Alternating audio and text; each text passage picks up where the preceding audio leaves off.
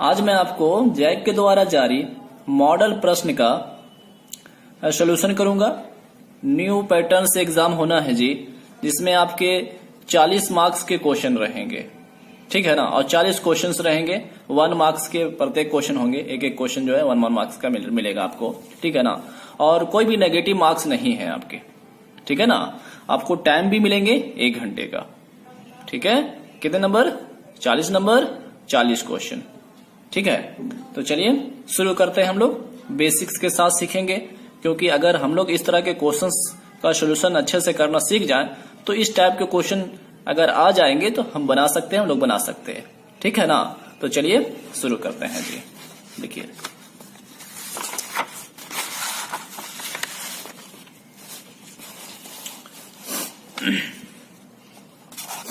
First question को देखिए जी। If a is equal to 1 2 3 4 दिया हुआ and b is equal to 0 2 4 6 दिया हुआ, देन तब a union v will be, है ना। a यूनियन b का वैल्यू आपको कौन सा होगा, है ना, उसका जो यहाँ पर टिक करना है आपको, ठीक है। तो वैल्यू निकालना है मेरे को a यूनियन b, ठीक है ना। तो a का पहले वैल्यू लिख लेंगे 1 2 3 4 यूनियन b का वैल्यू, है ना, b का वैल्यू 0 2 4 6, ठीक है। तो पहले यूनियन का मतलब समझ लीजिए। यूनियन में होता है ना होल पार्ट, होल एलिमेंट बोलिए या होल एलिमेंट ही बोले, ठीक है, कोई दिक्कत नहीं, या होल पार्ट भी बोल सकते हैं आप। जो उसको है ना कलेक्ट करेंगे, ए और बी की बात करेगा तो ए और बी में जो दोनों में मिलेगा ना उसको लिखना है, और नहीं रहेगा सबको मिला के लिखना है, ठीक है। तो जैसे देखिए इसको आप 1 इसमें है, इसमें नहीं है, फिर भी लिखेंगे, सबको लेंगे। 2 है, 2 इसमें भी है तो एक ही बार लिखेंगे उसको। 3 है, 3 नहीं है इसमें, है ना, 3 लिखेंगे। 4 है, 4 मिल गया, 4 भी लिखेंगे। इसमें 5 नहीं है, इसे 5 नहीं है, जो नहीं है तो क्यों लिखेंगे उसमें, है ना। यहाँ 6 नहीं है, इसमें 6 है, 6, ठीक है। तो जो दोनों में रहेगा ना उसी को आपको लिखना है, जो नहीं भी रहेगा उसको भी लिखना है, ठीक है। यूनियन में होल पार्ट सबको लिखना है, लेकिन जो रिपीट करेगा उसको सिंगल एक बार। क्लियर? तो देखिए 1 2 3 4 6 है, 1 2 3 4 6, क्लियर है। आप इसे टिक करेंगे। चलिए नेक्स्ट क्वेश्चन देखिए। Second question, for 2 set A and B, A और बी 2 सेट दिया हुआ है। A intersection bracket A union B is equal to, अगर इसका वैल्यू निकाला जाए तो इसके किसके वैल्यू के बराबर होगा? पहला ए के वैल्यू के, या बी, या 5, या ए यूनियन बी के, ठीक है ना। तो हम लोग को तो नहीं मालूम कि किसके बराबर होगा। तो देखिए किस तरह से बनाएंगे। मान लीजिए कोई नंबर ए सेट में ले लीजिएगा, नंबर कुछ भी ले सकते हैं आप। मान लीजिए 1 लिया, 2 लिया, 3 लिया, है ना, ज्यादा नहीं, है ना। चलिए बी ले लेते हैं, कुछ भी ले लो।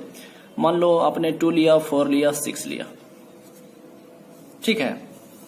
तो मुझे इसका वैल्यू निकालना है, इसका क्या किसके बराबर आएगा? क्या ए के वैल्यू के बराबर आएगा, बी के वैल्यू के, या 5, या यूनियन बराबर? तो मुझे निकालना है A intersection A union B के बराबर। तो देखिए जी, पहले ए का वैल्यू लिख लीजिए। ए का वैल्यू 1 2 3 4 है, 1 2 3 4। इंटरसेक्शन जो साइन है वही देंगे, और ए यूनियन बी, है ना, ब्रैकेट का काम। ए यूनियन बी, तो यूनियन में मैंने बताया कि सबको लिखते हैं। ए और बी में दोनों को जो रहता है ना सबको मिला करके 1 लिख लीजिए। 2 इसमें भी 2 ले लीजिए। 3 नहीं है, फिर भी ले लीजिए। 4 ले लीजिए। 6 ले लीजिए, है ना। ए यूनियन बी में सबको मिला के लिख लिया, ब्रैकेट वाला काम हो चुका है। अब देखिए इसकी और इसके में इंटरसेक्शन, इसका साइन का मतलब क्या होता है? इंटरसेक्शन मतलब होता है, इसका मतलब होता है कॉमन पार्ट, ठीक है ना। कॉमन पार्ट जो दोनों में मिलेगा ना, जैसे यहां पर इधर जो भी सेट है, या जो भी सेट है नंबर है, उसमें जो दोनों मिलेगा ना उस नंबर को लिखते हैं। तो देखिए तो क्या मिल रहा है आपको? 1 है, इसमें 1 है, मिल गया। 2 है, 2 है, मिल गया। 3 भी मिल गया, है ना। 4 है, 4 भी मिल गया, यही ना मिल रहा है दोनों में। तो बताइए तो ये जो आपको आंसर मिला है, ठीक है ना, आंसर तो इतना मिला 1 2 3 4। देखिए तो ये किसके वैल्यू बराबर है, ए के बराबर कि बी के बराबर, 1 2 3 4। तो ये जो 1 2 3 4 है ना वो ए के वैल्यू के बराबर है, इसे आप ए लिख सकते हैं। मतलब A intersection A union B, अगर इसका वैल्यू अगर निकाला जाए तो किसके वैल्यू के बराबर होता है, ए के वैल्यू के बराबर। देखिए आंसर होगा इसमें ए के बराबर, ठीक है ना, कोई दिक्कत नहीं होना चाहिए, ठीक है। फिर भी दिक्कत होगा तो आप कमेंट करिएगा, मैं आपको फिर से इसको अच्छे से बताऊंगा, क्लियर ना। चलिए आगे बढ़ते हैं। क्वेश्चन नंबर 3, लेट ए बराबर एक्स वाई जेड, ठीक है, एंड बी बराबर 1 2, ये दिया हुआ है। Find the number of relation, देखिए find the number of relation from A into B. A और बी के साथ कितने रिलेशन बनेंगे वो आपको निकालना है, ठीक है। तो देखिए कितने बनेंगे जी, आपको ए बराबर कितना दिया, एक्स वाई जेड, बी बराबर कितने दिया 1 2, ठीक है। तो कितने रिलेशन बनेंगे इसके लिए मैं आपको एक फॉर्मूला बताता हूं। इसमें कितने नंबर, 3 नंबर, इसमें कितने नंबर, 2 नंबर, है ना, तो 5 नंबर हो गए ना। तो रिलेशन जो होता है ना, रिलेशन जो बनने का वो फॉर्मूला होता है 2 के पावर n प्लस 1। ध्यान दीजिएगा कितने रिलेशन बनेंगे, वो 2 के पावर क्या बनेंगे n प्लस 1, मतलब 2 के पावर n कितने, 2 यहां पर और 3 यहां, 5 नंबर, है ना, प्लस 1। तो 2 के पावर कितना हो जाएगा 6, है ना। 2 के पावर 6 कितने आएंगे जी, 2 गुणे 2 गुणे 2 गुणे 2 गुणे 2 गुणे 2, 2 दूनी 4, 2 दूनी 8, 8 2 16, 16 दूनी 32, 32 दूनी 64, है ना, 64 इसके बनेंगे। देखिए 64, ठीक है ना। तो जितने रिलेशन, चाहे आप नंबर चेंज कर दे, एक और दे देगा, यहां पर एक कम कर देगा, जो भी कर दे, है ना, तो आप लिखेंगे 2 के पावर n प्लस 1 करके फॉर्म, ठीक है। चलिए आगे बढ़ते हैं। Question number 4, if x plus 2 4 बराबर 5 2x प्लस y, ठीक है, देन फाइंड x और y। x और y का वैल्यू आपको फाइंड करना है, ठीक है ना। ये ब्रैकेट बराबर इस ब्रैकेट के है, तो देखिए x प्लस 2 4 सब नहीं चलता है, बराबर 5 2x प्लस y, है ना।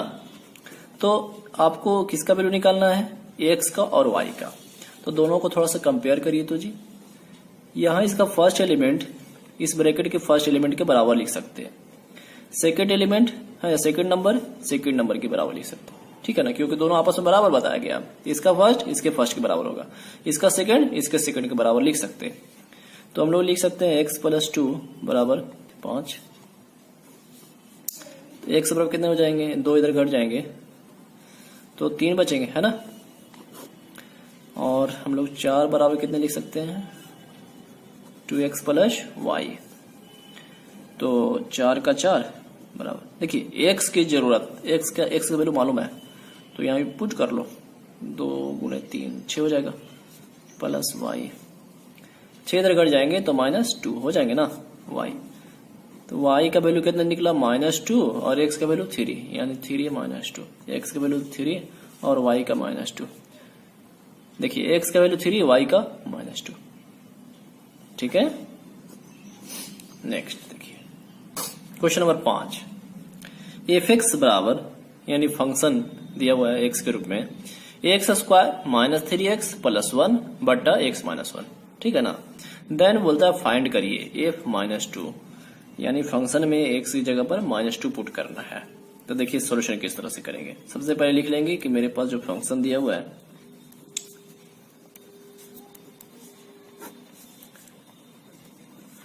फ्रेंड्स आप जो है ना वो इसको शेयर जरूर कर दीजिएगा अपने प्यारे दोस्त के साथ, ठीक है ना, दोस्तों को, क्योंकि वो भी एग्जाम में अच्छे मार्क्स ला सके, है ना। तो चलिए देखिए f(x) बराबर दिया हुआ था ये ना, है ना, हमको निकालना है f-2। तो -2 का कितना हो जाएगा, x की जगह देखिए -2 बैठा है ना, तो वहां पर पुट कर दीजिए, -2 का स्क्वायर -3 इंटू एक्स का वैल्यू -2 यूज करिए, प्लस 1, जैसा है सब वही, x की जगह पर क्या करना है, केवल -2 यूज करना है। बट्टा एक्स है तो -2 यूज करिए, -1 का -1, -2 का स्क्वायर कितने हो जाएंगे 4, -10 प्लस हो जाएंगे 6 + 1 बट्टा -2 -1 -3, तो मिल गए कितने 6 और 4 10 और 1 11 बट्टे कितने हो गए -3 है ना। या आप इसको लिख सकते हैं -11/3 है ना, -11/3। चलिए देख लेते हैं आंसर, -11/3। देखिए ठीक है, जब तक बनाएंगे नहीं तब तक टिक ना करेंगे सही, ठीक है। चलिए आगे बढ़ते हैं। क्वेश्चन नंबर 6, इफ यदि एफ और जी है ना such that real to real है ना, यानी एफ फंक्शन होगा, जी फंक्शन होगा और दोनों का जो रिलेशन बता रहा है real number two real number बता रहा है, ठीक है। आगे देखते हैं, डिफाइंड बाई एफ एक्स बराबर x² -1 दिया हुआ है, ध्यान दीजिए जी, फंक्शन एफ एक्स जो दिया है ना वो लिखा हुआ है x² -1 एंड जी एक्स बराबर, इसको भी लिख लेते हैं, जी एक्स बराबर कितना दिया हुआ x + 4, ठीक है, रिस्पेक्टिवली। देन फाइंड, तब ज्ञात करना है, क्या फाइंड करना है मुझे, एफ एक्स प्लस जी एक्स बराबर व्हाट है ना, एफ एक्स और जी एक्स को जोड़ने से क्या मिलेगा आपको। तो देखिए सॉल्यूशन किस तरह से करेंगे हम लोग है ना, एफ एक्स और जी एक्स को जोड़ेंगे, एफ एक्स प्लस जी एक्स बराबर, तो पहले एफ एक्स का वैल्यू लिख लेते हैं x² -1, फिर प्लस, फिर जी एक्स का वैल्यू, जी एक्स का वैल्यू कितना है x + 4, तो x² है क्या, नहीं x², फिर प्लस x, 4 में से घट जाएंगे तो +3 बचेंगे है ना, तो ये आपका आंसर हो जाएगा x² + x + 3, x² + x + 3। देखिए आंसर इसके x² + x + 3 है ना, x² + x - 3। देखिए प्रिंट में गलत हो गया है, ठीक है, यहाँ प्लस होगा, यही आंसर होगा, ठीक है ना। अब क्या करेंगे, प्रिंट में थोड़ा मोड़ा गलती हो जाता है, ठीक है ना। तो आप इसका आंसर इस तरह से निकालेंगे, क्लियर। चलिए आगे बढ़ते हैं। Question number 7, find radian major है ना, रेडियन मेजर में मतलब पाई में निकालना वैल्यू आपको, ठीक है ना। 40 डिग्री 20 मिनट, तो देखिए कैसे निकालेंगे आप, 40 डिग्री दिया हुआ है 20 मिनट, ठीक है ना। इसका वैल्यू आपको रेडियन में मेजर करना है, तो केवल डिग्री रहता ना, तो डिग्री रहता केवल 40 डिग्री रहता या कोई डिग्री रहता ना, तो इसको आप π/180 से गुणा करके लिख देते सोल्व करके, ठीक है ना। तो इस तरह करके आपका आंसर हो जाएगा 2π/9, ठीक है ना, आंसर हो जाता। लेकिन यहां देखिए 20 मिनट भी दे दिया, तो उसको किस तरह से निकालेंगे आप, पहले 40 डिग्री रहने दीजिए, प्लस 20 मिनट जो है ना उसको आप डिग्री में बदलिएगा, तो 20/60, ठीक है। मिनट को किस में बदलेंगे, 60 से भागा देंगे तो डिग्री में बदल जाता है जी, क्लियर। तो 0 से 20 से 20 के 20 दिया 60, यानी आप इसको एलसीएम ले सकते हैं, 4 के 12 120 डिग्री और +1 डिग्री यहाँ पर बटा 3, तो कितने मिल गए आपको 121/3, ये आपके डिग्री मिल गया, क्लियर ना। आगे बढ़े, अब पूरा डिग्री हो गया, तो डिग्री का भी जस्ट मैंने बताया कि अगर डिग्री रहता तो कितना से करते हैं, π/180 से उसको गुणा कर लेते, आराम से मिल जाता आपका वैल्यू। तो आप इसको लिख दीजिए 121/3 गुणा π/180 गुणा कर लेंगे, 3 से कटेगा, देखिए नहीं कट रहा जी है ना, तो नहीं कट रहा तो रहने दीजिए, 121 π/18 54 है ना, 54 यानी कि आपका हो जाएगा 121 π/540। देख लेते हैं आंसर, 121 π/540, हाँ 540, ठीक है, ये आपका आंसर हो जाएगा, क्लियर ना। तो आपको बात समझ में आ गया होगा कि डिग्री तो डिग्री रहने देंगे, मिनट को हम लोग किसकी भागा देंगे, 60 से भागा देंगे, तो वही डिग्री बच जाएगा। और जब डिग्री हो जाए कैलकुलेशन करके पूरा अच्छा से डिग्री लिख लेंगे। एलसीएम तो जानते ही हम लोग, है ना, इस तरह से। और केवल डिग्री रहेगा तो ऐसा बना सकते हैं, है कि नहीं। तो चलिए आगे बढ़ते हैं। Question number 8, if tan theta बराबर 7/24, 7/24 दिया हुआ है। आप लोग जानते हैं tan थीटा का फॉर्मूला होता है P/B। ठीक है, लिख लिया मैं इसी तरह से। And theta lie in third coordinate, theta की बात कर रहा है कि थर्ड कोऑर्डिनेट के हिसाब से आप वैल्यू लिखेंगे, ठीक है ना। Then find the value of sine theta minus cos theta. आपको साइन थीटा और माइनस कॉस थीटा की वैल्यू निकालना है, ठीक है। तो देखिए किस तरह से बनाएंगे जी। एक राइट एंगल ट्रायंगल बना लेते हैं, यहां मान लीजिए थीटा। तो पी, ये पी होता है ना, पी का वैल्यू आपको 7 है, यूज कर लेते हैं। बी का 24। तो आपको एच की जरूरत पड़ेगा। एच बराबर निकालते हैं रूट ओवर करके पी स्क्वायर प्लस बी का स्क्वायर, पी स्क्वायर 24 का स्क्वायर, बी का स्क्वायर 7 का स्क्वायर। तो 24 का स्क्वायर होता है 576 और 7 का स्क्वायर 49, है ना जी। इसको जोड़ेंगे तो 576 प्लस 49 625। 625 का रूट कितना हो जाएगा 25, है ना 25। तो ये आपको मिल गया 25। जरूरत पड़ गया, अब सब निकल चुके हैं। आपको निकालना क्या है, sign theta minus cos theta और कोऑर्डिनेट हिसाब देख करके, है ना। तो पहली बात sign theta minus cos theta लिख लेते हैं। तो साइन थीटा के रूप में हम लोग जानते हैं कि P/H होता है, माइनस कॉस थीटा को होता है B/H। साइन थीटा का वैल्यू लिखिए, कहां से लिख सकते हैं, P/H, P 7, H आपको निकल चुका है 25, 7/25 माइनस B 24/H का वैल्यू 25, है ना। लेकिन एक थोड़ा सा बात ध्यान दीजिए, कैलकुलेशन तो कर सकते हैं लेकिन थोड़ा सा ध्यान दीजिएगा कि बोला था थीटा जो है ना, theta lies in third coordinate. तो थर्ड कोऑर्डिनेट में पहले समझ लीजिए, यहां तक अब सबने सही किया है, ठीक है ना। तो थर्ड कोऑर्डिनेट ये फर्स्ट होता है, ये सेकंड, ये थर्ड। और थर्ड में जानते हैं क्या होता है, थर्ड में केवल tan जो होता है ना, tan थीटा और cot थीटा का वैल्यू पॉजिटिव लिया जाता है। और बाकी sine theta, cos theta, sec theta जो भी हो इसके अलावा उस सबको नेगेटिव में लिया जाता है वैल्यू, ठीक है ना। तो अगर मान लीजिए इसे पूछता तो इसमें आपके होते हैं साइन थीटा और कॉसेक थीटा पॉजिटिव में लिए जाते हैं, इसमें कॉस थीटा और सेक थीटा में पॉजिटिव मतलब वैल्यू जो होता है ना पॉजिटिव लिए जाते हैं। इसमें सब ऑल पॉजिटिव लिए जाते हैं। तो अब थोड़ी देखिए, हमको बोला था कि थीटा जो है वो थर्ड कोऑर्डिनेट में, तो थर्ड कोऑर्डिनेट की बात कर रहा तो tan और cot का वैल्यू कल प्लस में लेंगे और बाकी सबका माइनस में। तो वैल्यू तो आपने सही निकाला, लेकिन सब में क्या लगाएंगे, माइनस लगाएंगे, माइनस। ये माइनस था कंडीशन क्वेश्चन वाला, ठीक है। एकदम आराम से थोड़ा ध्यान दीजिएगा तो आपको हो जाएगा। माइनस 7/25 हो गया, माइनस प्लस 25, 24/25 लिख सकते हैं। 25 एलसीएम -7 प्लस 24। अब देखिए घटा दीजिए, कितने बचेंगे 17/25, 17/25। देखिए आंसर।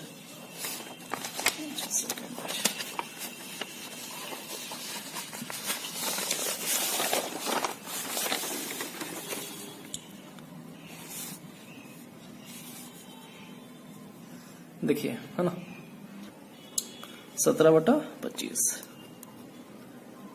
क्लियर। आगे बढ़ते हैं।